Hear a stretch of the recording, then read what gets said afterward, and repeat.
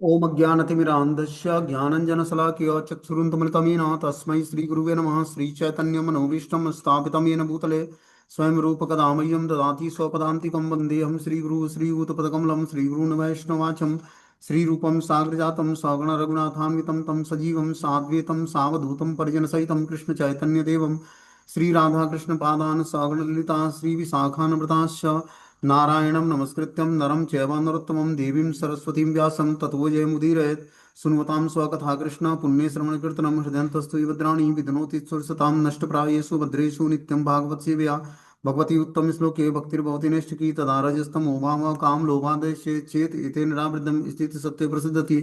एवं प्रसन्नमनसो भगवद्भक्ति योगतः भगवतत्त्वविज्ञानं मुक्तसङ्गस्य जायते विद्यन्ते हृदयं ग्रन्थि छिद्यन्ते सर्वसंशयं क्षीयन्ते चास्य कर्माणि दृष्ट्वा एवात्मनीश्वरे धर्म प्रोजितो कैटभो नत्रो परमो निर्वस्त्राणां सतां वेद्यं वास्त्रमत्र वस्तु सुविधं तापत्रयोन्मूलनं श्रीमद्भागवतं महामुनिकृतं किमवा परेरीश्वरं सङ्घोरुध्यति कृतविभिः सूतक्षणात् निगम कल्पतरुगलितं फलं सुखमुखाद्रविमत सन्निहितं पिबत भागवतं रसमालयं मुहुर्को रसिका भूभावुक सच्चिदानन्दरूपाय विस्तृतपत्तिहेतवे तापत्रय विनाशाय श्रीकृष्णाय वयं नमः। संसार सागरे मग्नं दीनं मा करुणानिधि कर्मग्राहकृतांगम मामुद्दा भवान् श्रीमद्भागवतम आख्यानं प्रत्यक्षं कृष्णैः स्वीकृतोऽस्मि अनाथं मुक्तार्थं भवसागरे मनोरथो मदीयं सफलं सर्वथा निर्विघ्नेनैव कर्तव्यं दासोऽहं तं केशवं सुखरूपं प्रबोधज्ञं सर्वशास्त्रं विशारदम् एतत् कथा प्रकाशेन मद्ज्ञानाविनाशय भवे भवे यथा भक्ति पादुस्तव जायते तथा कुरुष्व देवस्य नाथस्तु नो यतं प्रभूनां संकीर्तनं यस्य सर्वपापप्रणाशनं प्रणामो दुःखशमनं तं नमामि हरिपरम् आराध्य भगवान् व्रजेशतनियो तद्धाम वृन्दावनं रम्या काचिदुपासना व्रजतु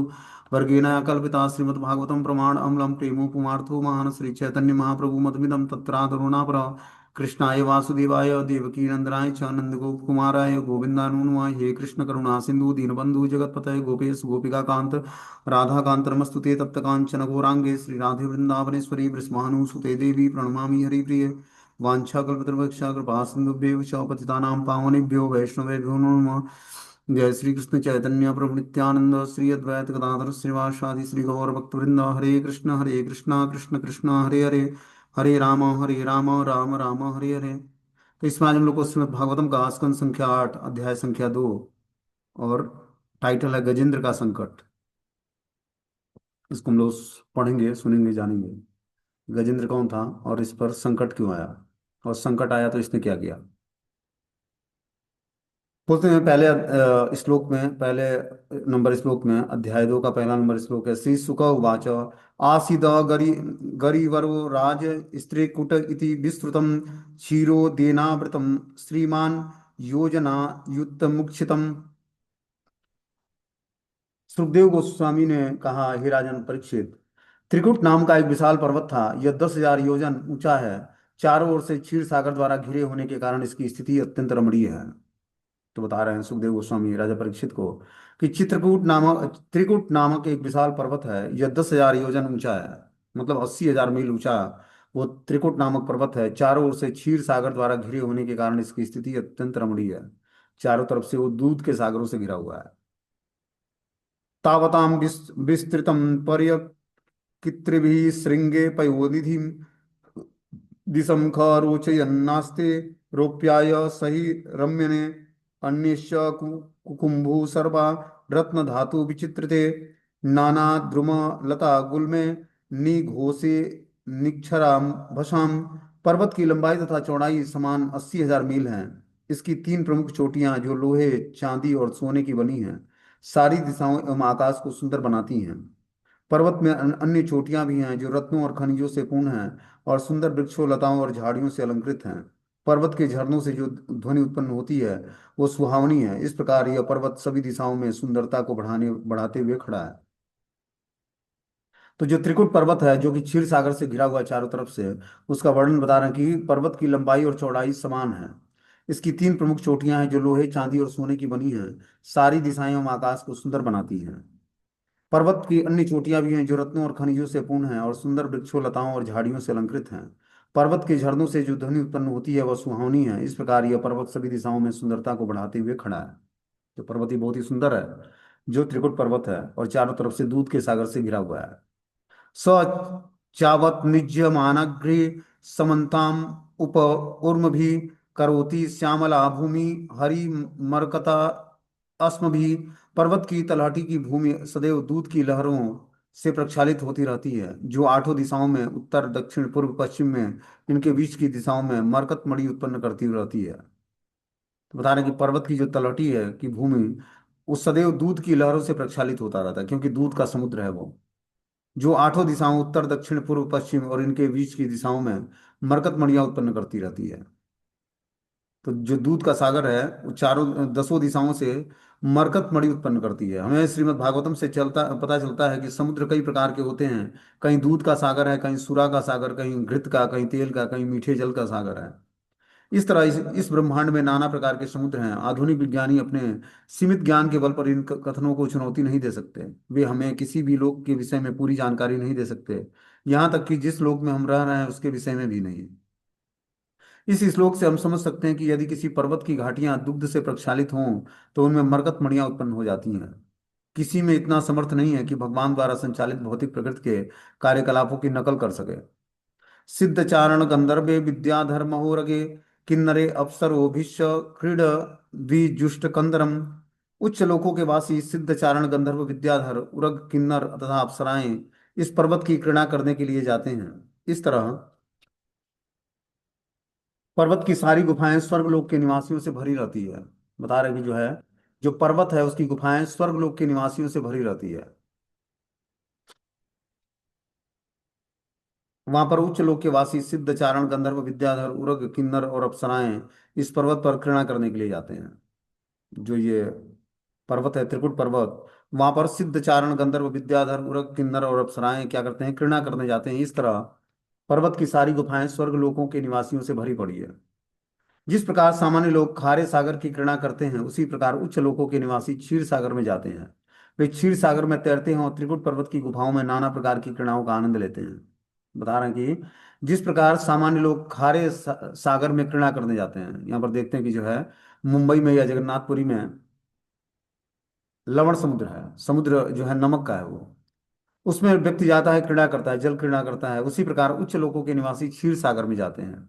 वे क्षीर सागर में तैरते हैं और त्रिकुट पर्वत की गुफाओं में नाना प्रकार की क्रीड़ाओं का आनंद लेते हैं। यत्र संगीत सन्नाद्य नद्य गुह्य ममर्षया अभिगर्जन्ति हरय शलाघिन्य पर संकया। गुफाओं में स्वर्ग के निवासियों के गायक गायन की गूंजती हुई ध्वनियां के कारण वहां के सिंह, जिन्हें अपनी शक्ति का गर्व है, असह्य ईर्ष्या के कारण यह सोचकर गर्जना करते हैं कि वहां पर कोई अन्य सिंह वैसे ही दहाड़ रहा है। बता रहे हैं कि जो गुफाएं हैं उस पहाड़ी की, उसमें स्वर्ग के निवासियों के गायन की गूंजती हुई ध्वनि के कारण वहां के सिंह, जिन्हें अपनी शक्ति पर गर्व है, असह्य ईर्ष्या के कारण वह सोचकर गर्जना करते हैं कि वहां पर अन्य कोई सिंह वैसे ही दहाड़ रहा है। मतलब वहां पर जो गायन करते हैं स्वर्ग के निवासी, उस ध्वनि को सुनकर जो सिंह हैं वो अपनी शक्ति का गर्व करके और ईर्ष्यावश क्या करते हैं, वो सोचते हैं कि मेरे अलावा भी कोई सिंह है, और वो वहां पर दहाड़ते हैं। उच्च लोकों में न केवल विभिन्न प्रकार के मनुष्य ही हैं, अपितु सिंह तथा हाथी जैसे पशु भी हैं। वहाँ वृक्ष हैं और वहाँ की धरती मरकत मड़ियों से बनी हुई है। ऐसी है भगवान की सृष्टि। इस प्रसंग में श्री विनोद भक्ति विनोद ठाकुर का गीत है कि केशव तू या जगत विचित्र, हे केशव आपकी सृष्टि रंग बिरंगी और नाना किस्मों से पूर्ण है। भू विज्ञानी, वनस्पति विज्ञानी और अन्य तथाकथित विज्ञानी अन्य लोकों के विषय में मनोकल्पना करते हैं, किंतु उनकी विविधताओं का अनुमान न लगा पाने के कारण वे झूठे ही यह कल्पना करते हैं कि इस लोक को छोड़कर अन्य सारे लोग शून्य, निर्जन और धूल से भरे हुए हैं। इस तरह वे ब्रह्मांड में विद्यमान विभिन्न किस्मों के का अनुमान तक नहीं लगा सकते और न ही अपने ज्ञान से गर्वित रहते हैं। अपनी ही जैसी बुद्धि वाले लोगों द्वारा विद्वान माने जाते हैं। बता रहे हैं यहाँ पर कि उच्च लोकों में न केवल विभिन्न प्रकार के मनुष्य ही हैं, अपितु सिंह और हाथी जैसे पशु भी हैं। वहां वृक्ष हैं और वहां की धरती मरकत मड़ियों से बनी हुई है। ऐसे है भगवान श्री कृष्ण की सृष्टि। सृष्टि में सब बहुत ही अद्भुत अद्भुत चीजें हैं भगवान के द्वारा बनाई हुई। इस प्रसंग में भक्ति विनोद ठाकुर जी कहते हैं कि केशव तो यह जगत विचित्र है, हे भगवान केशव आपका ये जो जगत है, सृष्टि है, ये रंग बिरंगी और नाना किस्मों से पूर्ण है। श्रीमद् भागवतम में कहा गया है कि भौतिकतावादी नेताओं की प्रशंसा कुत्ते, सुअर, ऊंट और गधे करते हैं, जो स्वयं भी बड़े पशु हैं। मनुष्य को बड़े पशु द्वारा प्रदत्त ज्ञान से संतुष्ट नहीं होना चाहिए, प्रत्युत उसे सुखदेव गोस्वामी जैसे सिद्ध पुरुषों से ज्ञान प्राप्त करना चाहिए। महाजनों एन गता सपंथा, हमारा कर्तव्य है कि महाजनों के उपदेश का पालन करें। महाजनों की संख्या 12 है, सुखदेव गोस्वामी उनमें से एक हैं। तो जो मनुष्य जीवन लेकर और आध्यात्मिक ज्ञान को सीखना चाहता है, भगवान की भक्ति करना चाहता है, उसको पहले महाजनों के पथ पर का अनुसरण करना चाहिए। महाजन कौन है? स्वयंभू नारदो शंभु कुमारो कपिलो मनु प्रहलादो जनको विष्णु बलि व्यासकी वयम।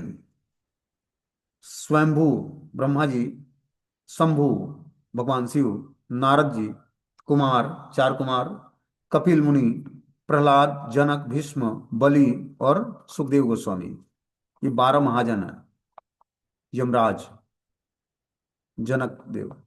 तो इस तरह से ये 12 महाजनों की के रास्ते पर इन्होंने कैसे चलकर भगवत प्राप्ति की, उसी रास्ते पर हम भी चलकर उनके पथ का अनुगमन करके हम भगवान के रास्ते पर चल सकते हैं और भगवान को प्राप्त कर सकते हैं।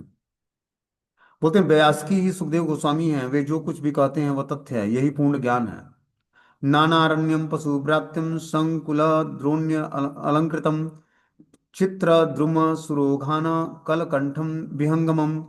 त्रिकुट पर्वत के नीचे की घाटियां अनेक प्रकार के जंगली जानवरों से सुशोभित हैं, और देवताओं के उद्यानों में जो वृक्ष हैं उस पर नाना प्रकार के पक्षी सुरीले तान से चहचहाते रहते हैं। बता रहे हैं त्रिकुट पर्वत के नीचे की घाटियां अनेक प्रकार की जंगली जानवर से सुशोभित है, और देवताओं के उद्यानों में जो वृक्ष हैं उस पर नाना प्रकार के पक्षी सुरीले तान से चहचहाते रहते हैं। ऐसा है त्रिकुट पर्वत। सारित्य सरोभीर छोदे पुली नैमन नैमणि बालुके देव स्त्री मज्जना मोदम सौरभा वल्ली नीलेयुतम। त्रिकुट पर्वत में अनेक नदियां और झीलें हैं जिनमें तट बालू के कणों से सदृश छोटे छोटे रत्नों से ढके रहते हैं। उनका जल मड़ियों की भांति निर्मल है। जब देव ललनाएं उनमें स्नान करती हैं तो जल तथा पर्वत पवन उसके शरीर से सुगंधि ग्रहण कर लेते हैं, जिससे वायुमंडल और भी सुगंधित हो जाता है। जो देव ललनाएं मतलब जो देवलोक की कन्याएं हैं, वो जब वहां पर स्नान करती हैं त्रिकुट पर्वत की नदियों और झीलों में, जिनके तट बालू के कणों से के सदृश से छोटे छोटे रत्नों से ढके रहते हैं, तो उनका जल मड़ियों की भांति निर्मल होता है। जो त्रिकुट पर्वत के पास जो नदियां और झीलें हैं, उनके जल जो हैं मड़ियों की भांति निर्मल होती है। जब बालिकाएं उसमें स्नान करती हैं तो जल तथा पर्वत उनके शरीर की सुगंधियां ग्रहण कर लेती हैं, जिससे पूरा वायुमंडल सुगंधित हो जाता है। इस भौतिक जगत में भी अनेक प्रकार के जीव हैं। पृथ्वी लोक के जीव सामान्यतः अपने शरीर की दुर्गंध रोकने के लिए बाहर से सुगंधित पदार्थ लगाते हैं, किंतु यहाँ हम पाते हैं कि देवताओं की स्त्रियां की शारीरिक सुगंध में से नदियां, झीलें, वायु और त्रिकुट पर्वत का सारा सारा वातावरण ही सुगंधित हो उठता है। जो स्वर्ग की स्त्रियां हैं, उनके शरीर से जो सुगंधी निकलती है उससे नदियां, झीलें, वायु और त्रिकुट पर्वत का सारा वातावरण जो है सुगंधित हो जाता है। उनके शरीर से अद्भुत खुशबू निकलती है। क्योंकि उच्च लोकों की स्त्रियों के शरीर अत्यंत सुंदर होते हैं, अतएव हम सहज ही कल्पना कर सकते हैं कि वैकुंठ की स्त्रियां या वृंदावन की गोपियों के शरीर कितने सुंदर रहे होंगे। तो बता रहे हैं कि जो उच्च लोकों की स्त्रियां हैं उनके शरीर से अत्यंत सुंदर होता है, और सहज ही हम कल्पना कर सकते हैं कि वैकुंठ की स्त्रियां या वृंदावन की गोपियों के शरीर कितने सुंदर होंगे। जब स्वर्ग की स्त्रियां इतना सुंदर हैं, उनके शरीर से खुशबू निकलती है, तो हम वैकुंठ की स्त्रियां और वृंदावन की गोपियों के शरीर की सुंदरता को आभास कर सकते हैं। तस्य द्रोणा भगवतं वरुणस्य महात्मनः उद्यानं मृत्य मन्नामम् आक्रीडं सूर्ययोषितां सर्वतो अलङ्कृतं दिव्ये नित्यपुष्पफलद्रुमः मन्दारे परिजातेश्च पाटलाशोक चम्पके चूते पियाले पनस्ये मेरा मात्य कैरपि क्रमु कैनारी केलश्च खजूरे बीजपूरके मधुके सालतालश्च तमाले रसनार्जुनम अरिष्टो डुम्बर पल्लक्षे वट्टे विसुकचंदने पीचू मध्ये कोविदारे सरले सुरदाभिराभि द्राक्षे सुरमभाजम बुभि बदयाल भया भयामले। त्रिकुट पर्वत की घाटियों में ऋतुमय नामक एक उद्यान है। यह उद्यान महान भक्त वरुण का था, और यह देवांगनाओं का क्रीड़ा स्थल था। यहाँ सभी ऋतुओं में फूल फल उगते रहते हैं। इनमें से मंदार, पारिजात, पाटल, अशोक, चंपक और आम्र विशेष, पियाल, पनस, आम, आम्रातक, क्रमुक, नारियल, खजूर और अनार मुख्य थे। वहां पर मधुक, ताड़, तमाल, असन, अर्जुन, अरिष्ट, उडुम्बर, पलक्ष, बरगद, किसुक तथा चंदन के वृक्ष थे। वहां पर पिचद्रुम, कोविदार, सरल, सुरदारू, अंगूर, गन्ना, केला, जम्बू, बदरी, अक्ष, अभय और आमलिका के भी वृक्ष थे। तो उस पर्वत पर जो है, त्रिकुट पर्वत पर बहुत सारे जो है शुभ वृक्ष हैं, जैसे मंदार, पारिजात पुष्प, पाटल, अशोक, चंपक, आम्र विशेष, पियाल, पनस, आम, आमरातक, क्रमुक, नारियल, खजूर और अनार जैसे मुख्य वृक्ष हैं। वहां पर मधुक, ताड़, तमाल, असन, अर्जुन, अरिष्ट, उडुम्बर, पलक्ष, बरगद, किसुक और चंदन के वृक्ष हैं। वहां पर पिछुमर्द, कोबिदार, सरस, सुरदारू, अंगूर, गन्ना, केला, जम्बू, बदरी, अक्ष, अभय और आमलिका नामक वृक्ष हैं। बिल्लवे कफित थे जाम्बी, रे वृत्तो भल्ल तकादिभि, तस्मिन् सर विपुलम लसत कांचन पंकजम।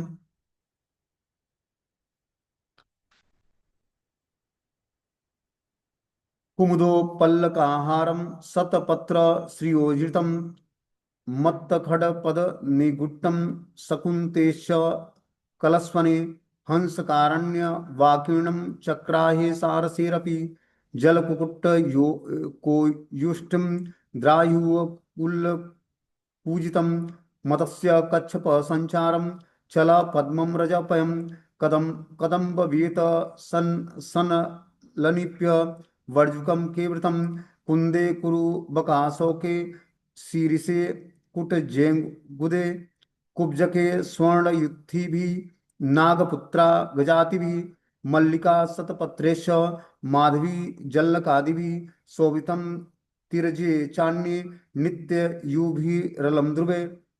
उस उद्यान में एक महान विशाल सरोवर है, जो चमकीले सुनहरे कमल के फूलों से तथा कुमुद, कहार, उत्पल और शतपत्र फूलों से भरा हुआ है, जिनसे पर्वत की सुंदरता में वृद्धि हो रही है। उस उद्यान में बिल्व, कपित्थ, जंबीर और भलातक वृक्ष भी हैं।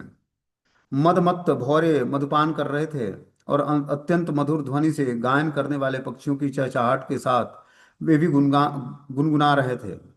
सरोवर में हंस, कारणाड़ो, चक्रवाको, सारसों, जलमुर्गियों, दात्युओं, कोयष्टियों तथा अन्य चहचहाते पक्षियों की झुंड के झुंड थे।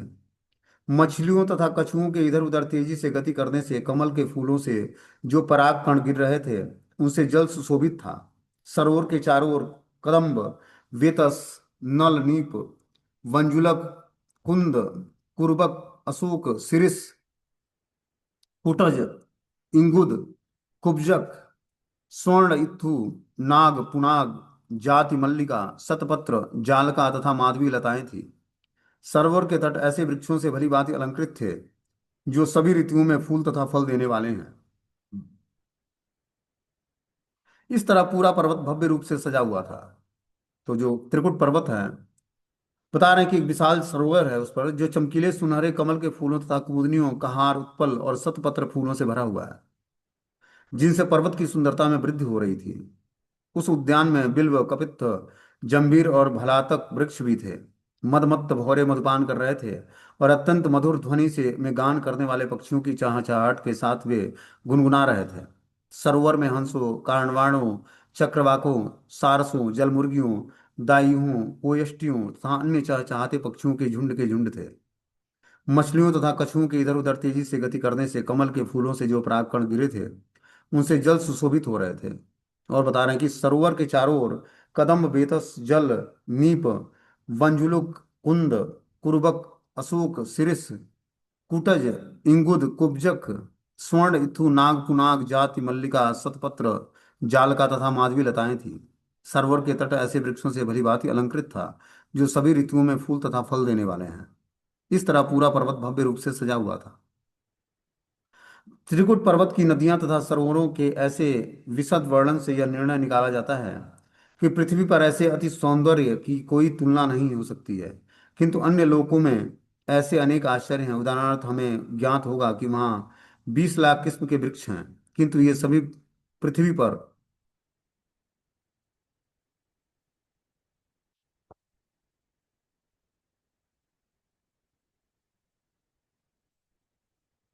किंतु ये सभी पृथ्वी पर नहीं पाए जाते। श्रीमद् भागवतम ब्रह्मांड की सारी बातों का पूरा पूरा ज्ञान प्रदान करता है। इसमें न केवल इस ब्रह्मांड का वर्णन मिलता है अपितु इसके परे आध्यात्मिक जगत का भी विवरण दिया हुआ है।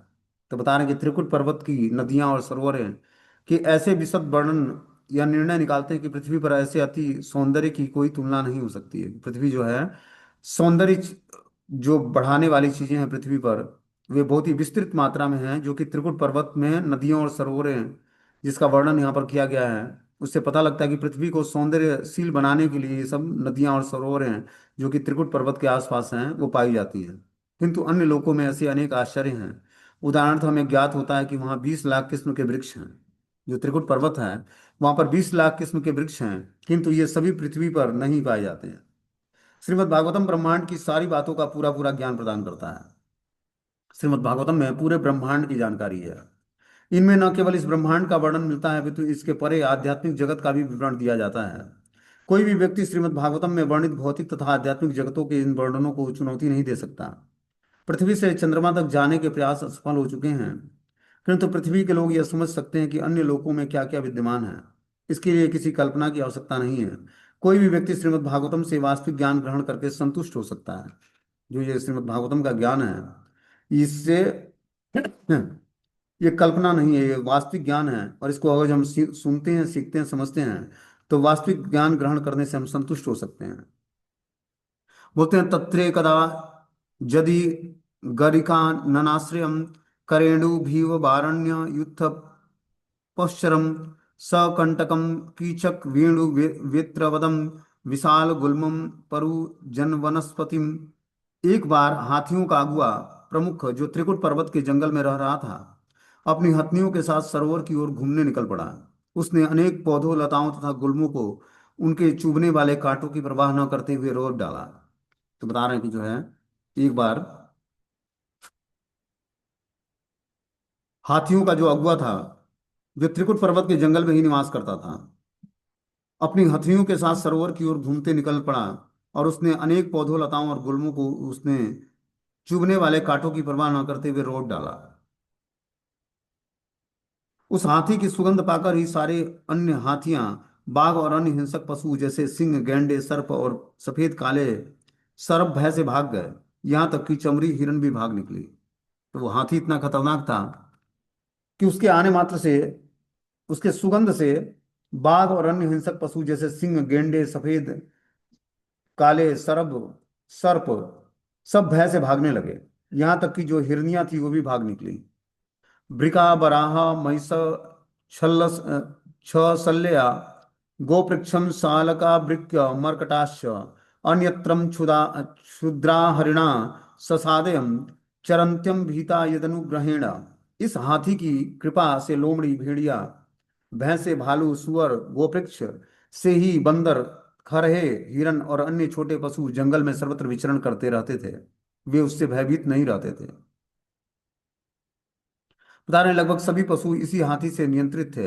फिर भी यद्यपि वे भय रहित होकर विचरण कर रहे थे, किंतु सम्मान के कारण वे उनके समक्ष खड़े नहीं रह पाए। तो इस प्रकार वो हाथी सबको नियंत्रित करता था।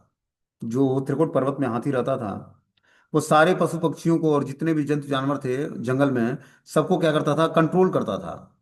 और बता रहे हैं कि फिर भी यद्यपि वे भय रहित होकर विचरण कर सकते थे, किंतु सम्मान के कारण वे उसके समक्ष खड़े नहीं होते थे। वो हाथी का इतना सम्मान करते थे कि उसके समक्ष खड़ा नहीं होते थे। वो आता था तो रास्ता छोड़ देते। बोलते हैं सघर्म तप्त किरभि करेणु भी वृत्तो मदर अच्युत कर भेरनुद्यतम गिरि गरिण्याः परितं प्रकम्पयन् निसेव्य माडो अलिकुल्ले मदासने सरो अनिलम पंकजे रेणुरूसितं जिग्र विदुरा मदविहलिक्षणं वृत्तं स्वयुत्थेन त्रिसादि तेन ततं सरोवरभ्यां समथाग्य गदगदा रुतम। वह हाथियों का राजा गजपति झुंड के अन्य हाथियों तथा हथनियों से घिरा था। उसके पीछे पीछे हाथी के बच्चे चल रहे थे। वह अपने शरीर के भार से त्रिकुट पर्वत को चारों ओर से कपा रहा था। उसने पसीना छूट रहा था। उसके मुंह से मद की लार टपक रही थी। उसकी दृष्टि मद से भरी थी। मधु पी पी कर भौरे उसकी सेवा कर रहे थे, और वह दूर से ही उस कमल फूलों के रज कणों की सुगंध का अनुभव कर रहा था, जो मद पवन द्वारा उसके सरोवर में से ले जाई जा रही थी। इस प्रकार प्यास से पीड़ित अपने साथियों से घिरा हुआ गजपति तुरंत सरोवर के तट पर आया। बता रहे हैं जो है, वो हाथी जो हाथियों का राजा था वो। गजपति झुंड के अन्य हाथियों तथा हथनियों से घिरा था। उसके पीछे पीछे हाथी के बच्चे चल रहे थे। वो अपने शरीर के भार से त्रिकुट पर्वत के चारों ओर को कपा रहा था। इतना भारी था वो कि त्रिकुट पर्वत के चारों ओर की जो श्रृंखलाएं थी सब कांप रही थी उसके चलने से। उसके पसीने छूट रहे थे, उसके मुंह से मद की लार टपक रही थी। उसकी दृष्टि में मद भरा हुआ था, क्योंकि वो हाथियों का राजा था। तो अहंकार बस वो ऐसे चलता कि त्रिकुट पर्वत की चारों ओर की जो श्रृंखलाएं थी वो कांप रही थी। उसकी दृष्टि मद से भरी थी। मधु पी पी कर भौरे उसकी सेवा कर रहे थे। वह दूर से ही उस कमल फूलों के रज कणों की सुगंध का अनुभव कर रहा था, जो मंद पवन पवन द्वारा उसके सरोवरों में ले जाई जा रही थी। इस प्रकार प्यास से पीड़ित अपने साथियों से घिरा हुआ गजेंद्र तुरंत सरोवर के तट पर जा गया। बोले, विहागम तस्मिन् मृतांबु निर्मलम हेमार बिंदु पलरेणुरुसितम पप्पो निकामं निज पुष्प करो धृतम मात्मान मवि सनपय यगत कलमशम। वह हाथियों का राजा गजेंद्र सरोवर में घुस गया, पूरी तरह नहाया और अपनी थकान से मुक्त हो गया। तब उसने अपनी सूंड से जी भरकर शीतल स्वच्छ और अमृत तुल्य जल पिया, और कमल पुष्पों तथा जल कुमुदनियों की रज से मिश्रित था। तो गजेंद्र जब जो है हाथियों का राजा जो था सरोवर में घुस गया स्नान करने के लिए, पूरी तरह नहा के अपनी थकान से मुक्त हो गया वो। तब अपनी सूंड में जल भरकर शीतल स्वच्छ अमृत जल पिया, और कमल पुष्पों तथा जल कुमुदनियों की रस से जो मिश्रित जल था उसको पिया अपनी सूंड से। बोलते हैं, सपुष्करणे दो धृत शिखराम बुधि निपाय यस तन पय यथागृही घृणी करेणु करभाष्य द्रुमदो नाचष्ट कृक्षम कृपणो अजन्म माया। आध्यात्मिक ज्ञान से विहीन और अपने परिवार वालों के प्रति अत्यधिक आसक्त मनुष्य की भांति उस हाथी ने कृष्ण की बहिरंगा शक्ति माया द्वारा मोहित होकर अपनी पत्नी तथा बच्चों को स्नान कराया और पानी पिलाया। तो ये त्रिकुट पर्वत की जो सरोवरों में गया था स्नान करने के लिए गजेंद्र, बुद्ध के आध्यात्मिक ज्ञान से विहीन था वो उस समय। अपने परिवार वालों के प्रति अत्यधिक आसक्त मनुष्य की भांति उस हाथी ने कृष्ण की बहिरंगा शक्ति द्वारा मोहित होकर अपने पत्नी तथा बच्चों को स्नान कराया और पानी पिलाया। उसने अपनी सूंड में सरोवरों का पानी भरकर उस सबके ऊपर छिड़का। उससे इस प्रयास में लगने वाले कठिन श्रम की परवाह नहीं की। बोलते हैं, ततः तत्र कश्चिद नृप देवचोदितां ग्राहो बलीयाक्ष शरणे रुषाग्रही यदृक्ष एव व्यसनम गतो गजो यथा बलम सो अति बलो विचक्रमे। हे राजन, विधाता की लेख से एक बलिष्ठ घड़ियाल ने, जो हाथी पर क्रुद्ध था, जल के भीतर से ही हाथी के पैर पर आक्रमण कर दिया। हाथी निश्चय ही बलवान था, और उसके भाग्य द्वारा प्रेषित इस संकट से अपने को छुड़ाने का भरपूर प्रयत्न किया। बता रहे हैं कि जो है, हे राजन, विधाता की लेख से एक बलिष्ठ घड़ियाल था जो जल में था, जो हाथी पर क्रुद्ध हो गया, और क्रुद्ध होकर क्या किया, जल के भीतर ही हाथी के पैर पर आक्रमण कर दिया। हाथी निश्चय ही बलवान था, और उसने भाग्य द्वारा प्रेषित इस संकट को से अपने को छुड़ाने का भरपूर प्रयास किया। तथा तुरम युत्थपति करेणवो विकृष्यमाणं तरसा बलीयसां विचुक्र सूदी नदी यो परो गजां पाषण्य ग्रहा सतार यितु न तासकन। तत्पश्चात गजेंद्र को उस विकट स्थिति में देखकर उसकी पत्नी अत्यधिक दुखी हुई और चिढ़ाने लगी। दूसरे हाथियों ने गजेंद्र की सहायता करनी चाहिए, किंतु घड़ियाल की विपुल शक्ति के कारण वे उसे पीछे से पकड़कर उसको नहीं बचा सके। तो आगे से जो है घड़ियाल ने पैर पकड़ रखा था गजेंद्र का, और पीछे से जो उसके हाथी और रत्नियां मित्र थे और पत्नियां थी, उन सबों ने भी पीछे से पकड़कर उसको बचाना चाहा, लेकिन सफल नहीं हुए। हे राजन, इस तरह हाथी और घड़ियाल जल के बाहर तथा जल के भीतर एक दूसरे को घसीटते घसीटते 1000 वर्षों तक लड़ते रहे। इस लड़ाई को देखकर देवतागण अत्यंत चकित हो गए। तो इस तरह बता रहे हैं कि उस घड़ियाल और हाथी में, गजेंद्र में 1000 साल तक युद्ध चलता रहा, और इस लड़ाई को देखकर देवतागण अत्यंत चकित हो गए।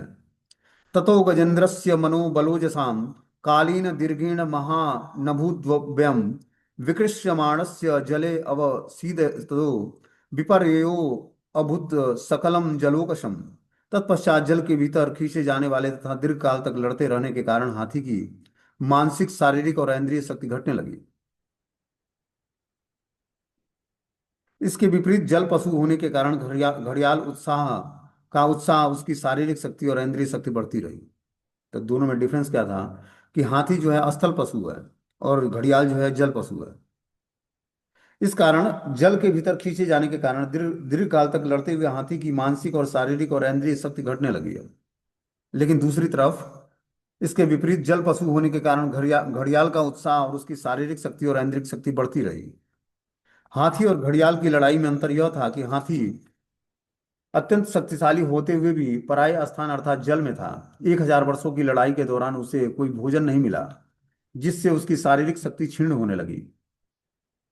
उसकी शारीरिक शक्ति क्षीण होने से मन भी कमजोर पड़ने लगा, उसकी इंद्रियां शिथिल पड़ गई। किंतु घड़ियाल तो जल का प्राणी जो था रहा, उसे किसी तरह कठिनाई नहीं हुई। उसे भोजन प्राप्त होता रहा, जिससे उसे मानसिक शक्ति और इंद्रिय प्रोत्साहन मिलता रहा। इस तरह जहां हाथी का बल घटता गया, वहां घड़ियाल अधिकाधिक बलशाली बनता गया। अब हम इससे यह शिक्षा ग्रहण कर सकते हैं कि माया से लड़ाई लड़ने में हम ऐसी स्थिति में न पड़े जिससे कि हमारा बल, उत्साह और इंद्रिय शक्ति पूर्वतः लड़ने में असमर्थ हो जाए। हमारे कृष्ण भावनामृत आंदोलन में सचमुच माया के विरुद्ध युद्ध ठान लिया है, जिससे सारे जीव सभ्यता की झूठी मानसिकता लेकर सड़ रहे हैं। इस कृष्ण भावनामृत आंदोलन के सिपाहियों में सदा शारीरिक शक्ति, उत्साह और इंद्रिय शक्ति रहनी चाहिए। स्वस्थ रहने के लिए उन्हें अपने को सामान्य दशा में रखना चाहिए। सामान्य दशा हर एक के लिए एक सी नहीं होती, अतएव वर्णाश्रम विभाग बनाए गए हैं। ब्राह्मण, क्षत्रिय, वैश्य, शूद्र और ब्रह्मचारी, गृहस्थ, वानप्रस्थ और संन्यास। विशेषतः इस कलयुग में संन्यास लेने की सलाह नहीं दी जाती है। बता रहे हैं कि जो है, इसी तरह जब हम इस भौतिक संसार में माया के विरुद्ध युद्ध छोड़ते हैं, मतलब भक्ति करने का प्रयास करते हैं, तो हमें अपने उत्साह, बल और इंद्रिय शक्ति पर को शक्तिपूर्वक लड़ने में असमर्थ न हो, ऐसी हमें अपनी एनर्जी मेंटेन करनी है। हमारे कृष्ण भावनामृत आंदोलन में सचमुच माया के विरुद्ध युद्ध ठान दिया है, जिससे सारे जीव सभ्यता की झूठी मानसिकता लेकर सड़ रहे हैं। तो ये जो कृष्ण भावनामृत का अनुशीलन करना है, ये क्या है? माया के विरुद्ध युद्ध है। माया नहीं चाहती कि कोई निकल कर भगवान की भक्ति से जुड़े इस भौतिक संसार से। तो हम लोग क्या करते हैं? माया के विरुद्ध युद्ध करते हैं और हरि राम से युद्ध पर विजय प्राप्त करते हैं। सारे रजोगुण तमोगुण से ऊपर उठकर शुद्ध सात्विक प्लेटफॉर्म पर स्थिर होकर अपनी चेतना को भगवान में स्थिर करता है जीवात्मा, जब वो भक्ति में और बढ़ा चढ़ा होता है। तो बोलते हैं कि इस कृष्ण भावनामृत आंदोलन के सिपाहियों को सदा शारीरिक शक्ति, उत्साह और इंद्रिय शक्ति रखनी चाहिए। स्वस्थ रहने के लिए उन्हें अपने को सामान्य दशा में रखना चाहिए।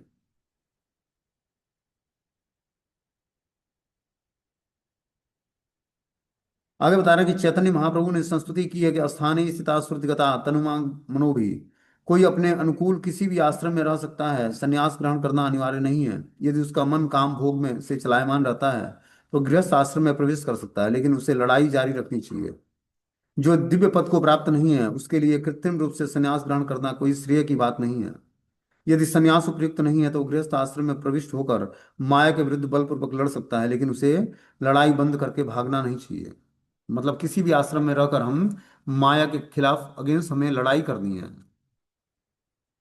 हर व्यक्ति जो है हवा के विपरीत दिशा में, हवा के दिशा में चलने का प्रयास कर रहा है। जिधर से हवा आ रही है उसी दशा में चलने का प्रयास कर रहा है, और हम लोग को उसके विपरीत दशा में अपनी नाव खेनी है। भौतिक संसार में हमें विपरीत दिशा में चलनी है, हमें आध्यात्मिक दिशा की तरफ बढ़नी है, और लोग भौतिक दिशा की तरफ जा रहे हैं। तो हमें क्या करना पड़ेगा? और अपने मनोबल को स्ट्रांग करके और उत्साह, निश्चय और धैर्य के साथ कृष्ण भावनामृत को अंगीकार करना पड़ेगा।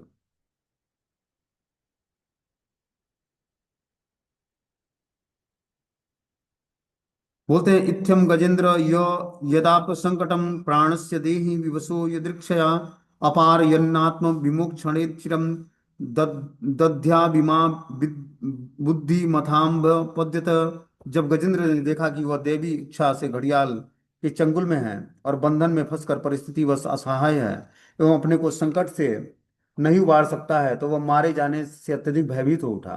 फलस्वरूप उसने बहुत समय तक विचार किया और अंततोगत्वा वह इस निर्णय पर पहुंचा। क्या बता रहे हैं कि जो है, जब गजेंद्र ने देखा कि वह दैवी इच्छा से घड़ियाल के चंगुल में है और बंधन में फंसकर परिस्थिति बस असहाय हो गया है, तो अपने को संकट से उबारने में असमर्थ पाकर वह मारे जाने से अत्यधिक भयभीत हो उठा। अब उसको लगा कि मैं जो है घड़ियाल से जीत नहीं पाऊंगा और मैं मारा जाऊंगा। फलस्वरूप उसने बहुत समय तक विचार किया और अंततोगत्वा वो इस निर्णय पर पहुंचा। तब उसने विचार किया और निर्णय लिया। बोलते हैं, प्रत्येक प्राणी इस भौतिक जगत में जीवन संघर्ष में लगा है। प्रत्येक प्राणी अपने को संकट से बचाना चाहता है, किंतु जब वो अपने को नहीं बचा पाता है तो यह यदि वह पवित्र है तो भगवान के चरण कमलों की शरण ग्रहण करता है। हर व्यक्ति इस संकट से बचना चाहता है, ठीक है ना। लेकिन संकट से बचने के लिए उसको क्या करना पड़ेगा? भगवान की शरण ग्रहण करनी पड़ेगी। बोलते हैं, किंतु जब वो अपने को नहीं बचा पाता है तो यदि वो पवित्र है तो भगवान के चरण कमलों की शरण ग्रहण करता है। इसकी पुष्टि भगवत गीता के 7वें अध्याय के 16वें श्लोक में हुई है कि चतुर्विधा भजन्ते माम जनानाम सुकृतो अर्जुन आर्थो जिज्ञासु सुरतार्थी ज्ञानी च भरतर्षभ। चार प्रकार के पवित्र व्यक्ति जो संकट में हों, जिन्हें धन की आवश्यकता है, ज्ञान की खोज है, जो जिज्ञासु हैं और जो दुखी हैं, अपनी रक्षा के लिए, प्रगति करने के लिए भगवान की शरण ग्रहण करते हैं। गजेंद्र ने इस संकट की घड़ी में भगवान के चरण कमलों की शरण ग्रहण करने का निर्णय लिया। पर्याप्त विचार करने के बाद ही वह इस निर्णय पर पहुंचा कि ऐसा निर्णय पापी व्यक्ति नहीं ले सकता है। अतः भगवत गीता में कहा गया कि जो पवित्र सुकृतवान है वह निर्णय ले सकता है कि संकट या विषम परिस्थिति में मनुष्य को कृष्ण के चरण कमलों की शरण ग्रहण करनी चाहिए। ये वही कर सकता है जो बुद्धिमान व्यक्ति है, कि हर परिस्थिति में या विपरीत परिस्थिति जब जीवन में आए तो उसको धन का आश्रय या परिवार के जनों का आश्रय नहीं, कृष्ण का आश्रय लेना है। तो विपरीत परिस्थिति उसके लिए बहुत ही मंगलकारी हो जाएगी। बोलते हैं, न चामी में ज्ञातम आतुरम गजाम कुतश्च करिणम भवन्ति मोचितुम ग्राहीण पासीन विधातुरावृतम अप्यश्च चौत यामि परंपरायणम। जब मेरी मित्र तथा अन्य संबंधी हाथी मुझे इस संकट से नहीं उबार सके, मेरी पत्नियों का तो कहना ही क्या है, वे कुछ भी नहीं कर सकती। यह विधाता की इच्छा थी। इस घड़ियाल ने मुझ पर आक्रमण किया है, अतः मैं उस भगवान की शरण में जाता हूँ जो हर एक को, यथा कि महापुरुषों को भी सदैव आश्रय प्रदान करते हैं। अब गजेंद्र ने देखो ये बात सोची। क्यों सोची? क्योंकि भगवान का भक्त था। ये बताना चाहता है कि भौतिक संसार में जब हम विपत्ति का समय आएगा तो न अपने मित्र काम देंगे, न पत्नियां काम देंगी, न बच्चे काम देंगे। मात्र विधाता ही उस समय हमारे वास्तविक सहयोगी होंगे। जब मेरे मित्र और अन्य संबंधी हाथी मुझे इस संकट से नहीं उबार सके, मेरी पत्नियों का तो कहना ही क्या है, वे तो कुछ भी नहीं कर सकती हैं। यह विधाता की इच्छा थी कि इस घड़ियाल ने मुझ पर आक्रमण किया है, अतः मैं उस भगवान की शरण ग्रहण में जाता हूँ जो हर एक को, यहाँ तक कि महापुरुषों को भी सदैव आश्रय प्रदान करते हैं। उसने ये सोचा कि मुझे महापुरुषों, भगवान की शरण ग्रहण करनी है, जिनकी शरण समस्त महापुरुष लेते हैं। यह संसार पद पद पर याद विपदाम रूप से वर्णित है, जिसका अर्थ है कि इसमें पग पग पर संकट है। मूर्ख झूठे ही सोचते हैं कि वह इस भौतिक जगत में सुखी है, लेकिन वास्तव में वह सुखी रहता नहीं है, क्योंकि जो ऐसा सोचता है वो मोहग्रस्त है। इसमें पग पग पर और हर क्षण संकट होता है। आधुनिक सभ्यता में मनुष्य सोचता है कि यदि उसके पास सुंदर मकान, सुंदर कार हो तो उसका जीवन पूर्ण है। पाश्चात्य जगत में, विशेषतः अमेरिका में, अच्छी कार रखना उत्तम बात है, किंतु ज्यों ही वह सड़क पर कार चलाता है तो उसे संकट बना रहता है, क्योंकि वह किसी भी क्षण दुर्घटना से मर सकता है। यदि हम वास्तव में यह सोचे कि यह संसार अत्यंत सुखमय स्थान है तो यह हमारी अज्ञानता है। असली ज्ञान यह है कि वह भौतिक जगत संकट से पूर्ण है। हम वहीं पर जीवन संघर्ष कर सकते हैं जहां पर हमारी बुद्धि काम करती हो, और हम इस तरह अपनी सुरक्षा करने का प्रयास कर सकते हैं। किंतु जब तक भगवान कृष्ण हमें अंततः संकट से बचा नहीं लेते, तब तक हमारे प्रयास व्यर्थ हो जाएंगे। अतः प्रहलाद महाराज कहते हैं कि बालस्य नेह शरणम पितरो नरसिंह नातस्य चागदम उदवंती मज्जतो नु तप्तस्य तत्प्रतिविधीय इहाज्य श्रेष्ठतम तावद विभो तनुभृता तदुपेक्षितानाम। भले ही हम सुखी रहने या इस भौतिक जगत के संकटों का सामना करने के लिए कितने ही साधन क्यों न ढूंढ लें, किंतु जब तक हमारे प्रयास भगवान से पुष्टि नहीं मिल सकती, वे हमें सुखी नहीं बना पाएंगे। जो लोग भगवान की शरण लिए बिना सुखी रहने का प्रयास करते हैं वे मूढ़ हैं।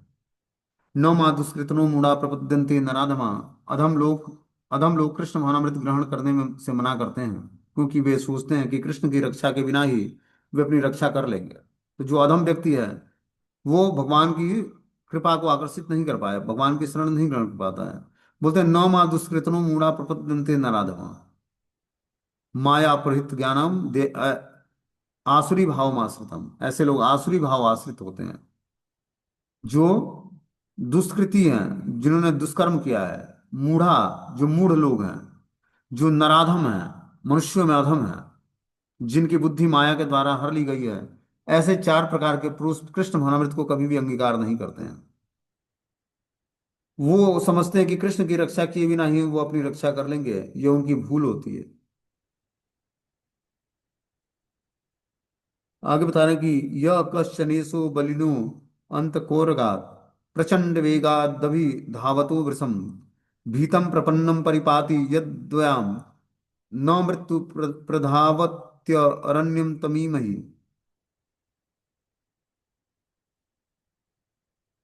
भगवान निश्चय ही हर एक को भगवान निश्चय ही हर एक को ज्ञात नहीं है, किंतु वे इस ब्रह्मांड के शक्तिशाली और प्रभावशाली हैं। अतएव यद्यप काल रूपी सर्व प्रचंड वेग से निरंतर हर किसी का पीछा कर रहा है, उसे निगलने को उद्यत है, तथापि यदि वह इस सर्प को से डरकर भगवान की शरण में जाता है तो भगवान उसे संरक्षण प्रदान करते हैं, क्योंकि भगवान के भय से मृत्यु भी भयाग लेती है। अतएव मैं उनकी शरण ग्रहण करता हूँ, जो महान और शक्तिशाली परम सत्ता है और हर एक के वास्तविक आश्रय हैं। तो इस प्रकार बता रहे कि भगवान निश्चय ही हर एक को ज्ञात नहीं होते, किंतु हैं वे अत्यंत शक्तिशाली और प्रभावशाली। अतएव यद्यप काल रूपी सर्प प्रचंड वेग से निरंतर किसी का पीछा कर रहा था, उसे निगलने के लिए उद्यत था, तथापि यदि वह इस सर्प से भय भय डर कर भगवान की शरण में जाता है तो भगवान उसे संरक्षण प्रदान करते हैं, क्योंकि भगवान के भय से ही मृत्यु भाग जाती है। अतः मैं उनकी शरण ग्रहण करता हूँ, जो महान एवं शक्तिशाली परम सत्ता है और हर एक के वास्तविक आश्रय हैं। बोलते हैं जो बुद्धिमान होता है वह समझता है कि सबों के ऊपर एक महान परम सत्ता है। यह महान सत्ता निर्दोष व्यक्तियों के उत्पातों से बचाने के लिए विभिन्न अवतारों में प्रकट होता है, जैसा कि भगवत गीता के चौथे अध्याय के 8वें श्लोक में पुष्टि की गई है कि परित्राण आय साधु नाम विनाशाय च दुष्कृताम। भगवान दो कारणों से उत्पन्न होते हैं, दुष्कृतियों का संहार करने और भक्तों की रक्षा करने के उद्देश्य से अवतार लेते हैं। गजेंद्र ने इनकी ही शरण में जाने का निर्णय किया, यह बुद्धिमानी थी। मनुष्य को उस पूर्ण पुरुषोत्तम भगवान को जानना चाहिए, जो उनके शरणागत हो जाता है। भगवान प्रत्यक्ष रूप से हमें यह उपदेश देते हैं कि किस तरह सुखी रहा जाए। केवल मूर्ख तथा धूर्त ही बुद्धि होते हुए भी इस परम सत्ता परम पुरुष को नहीं देख पाता है। श्रुति मंत्र में कहा गया है कि तैत्तरीय उपनिषद में कि भीष्मा अस्माद वातम पवते भीषोदिते सुरम भीषा अस्माद अग्निश्च द्राक्षम मृत्या ध्वति पंचमः। भगवान के भय से ही वायु बहती है, सूर्य उष्मा और प्रकाश का वितरण करता है, मृत्यु हर एक का पीछा करती है। इस प्रकार यह परम नियंता है। जैसा कि भगवत गीता के 9वें अध्याय के 10वें श्लोक में पुष्टि की गई है कि मया दक्षिण प्रकृति सूयते स चराचरम। यह भौतिक जगत परम नियंता के कारण ही इतनी अच्छी तरीके से कार्य कर रही है। अतएव कोई भी बुद्धिमान व्यक्ति समझ सकता है कि किसी परम नियंता का अस्तित्व है या नहीं। यदि नहीं, तो यह परम नियंता साक्षात कृष्ण के रूप में है, चैतन्य चैतामृत में के रूप में तथा भगवान रामचंद्र के रूप में उपदेश देने तथा अपने उदाहरण से भगवान की शरण में जाने की विभिन्न बातों के लिए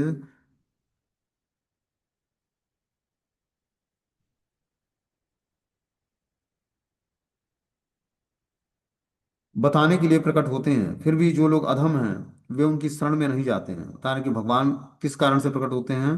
परम नियंता साक्षात कृष्ण चैतन्य महाप्रभु के रूप में तथा भगवान रामचंद्र के रूप में उपदेश देने के लिए प्रकट हुए। और भगवान की शरण में जाने की यही विधि है। अतः वो बता रहे हैं कि जो है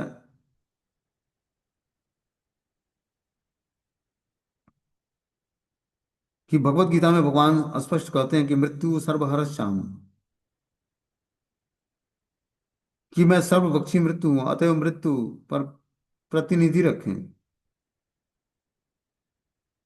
बोलते हैं अतः मृत्यु वह प्रतिनिधि है जो प्रत्येक देहधारी जीव के लिए सब कुछ छीन लेता है। कोई यह नहीं कह सकता कि मैं मृत्यु से नहीं डरता। तो मृत्यु, बड़े बड़े राजा महाराजा भी होते हैं जो बड़े बड़े पोस्ट पर होते हैं, पूरे राज्य को कंट्रोल करते हैं, लेकिन मृत्यु होने पर क्या होता है, वहां पर वो जाकर प्रेत योनि में बना रहता है। मृत्यु सर्वहर श्याम, मैं सर्वभक्षी मृत्यु हूँ, अतः मृत्यु वह प्रतिनिधि है जो प्रत्येक देहधारी जीव के लिए अत्यंत